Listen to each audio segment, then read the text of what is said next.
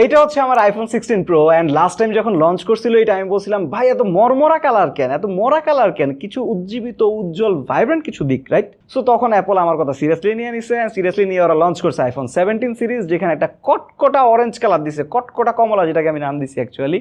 And সেই কটকটা কমলা প্রচুর controversy উঠায় ফেলছে অনলাইন স্পেসে। সেই কারণে আপনারা জানেন এডিসি সবার থেকে ডিফারেন্ট নিয়ে আসছে হচ্ছে আইফোন 17 প্রো ব্লু কালারটা। এটা অ্যাকচুয়ালি স্ট্যান্ডার্ড, ক্লাসি অ্যান্ড কি বলে একটা হাম্বল জেন্টেলম্যান টাইপের কালার। আমরা অলরেডি এটাকে আনবক্স করে ফেলছি আমাদের ফেসবুক লাইভে অ্যান্ড হচ্ছে আজকে ফার্স্ট ইমপ্রেশন নিয়ে আসতেছি।